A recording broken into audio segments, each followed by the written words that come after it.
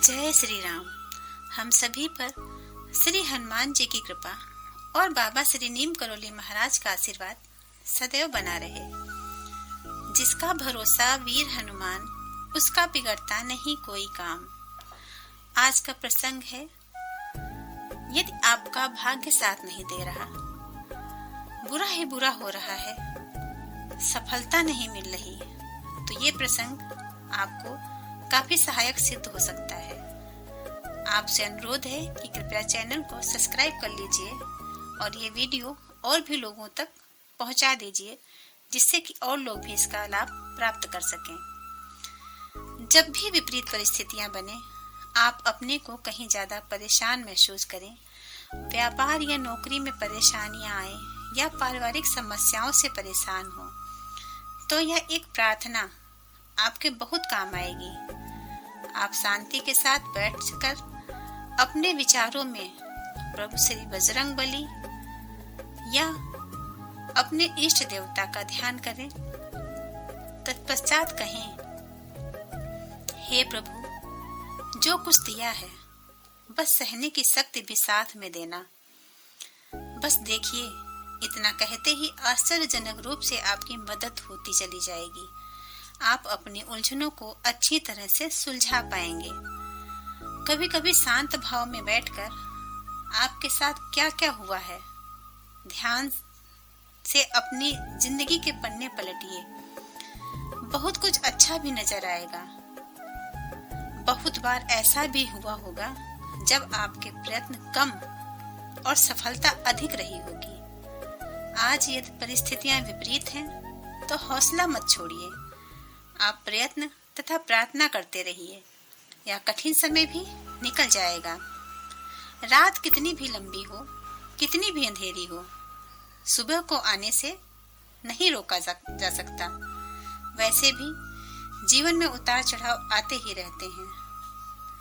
आज भी जिस समय आप नकारात्मकता की ओर उन्मुख हो रहे हैं, तब भी आपके जीवन में कुछ बुराइयों के साथ कुछ अच्छाइयां जरूर ही छिपी होंगी, परंतु आप उनको देख नहीं पा रहे, क्योंकि आप परेशान हैं, आप उलझन में हैं।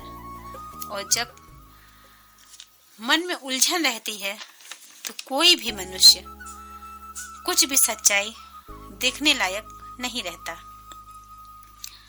एक बात समझने का प्रयास करें कि यह जो आज विपरीत परिस्थितियां बनी हुई हैं, ये आपके ही कर्मों का फल है।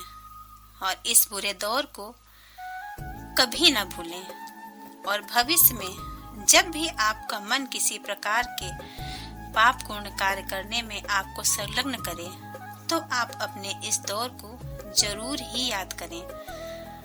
तो ये आपको भविष्य में आने वाले दुखों से बचाएगा। जो पहले बो दिया वो तो काटना ही पड़ेगा। कम से कम अब जीवन रूपी खेत में भविष्य के लिए दुख की फसल बोने से बच जाएंगे। जब भी हमारे साथ कुछ गलत होता है, अधिकतर वह हमारे ही किए गए कर्मों का परिणाम होता है।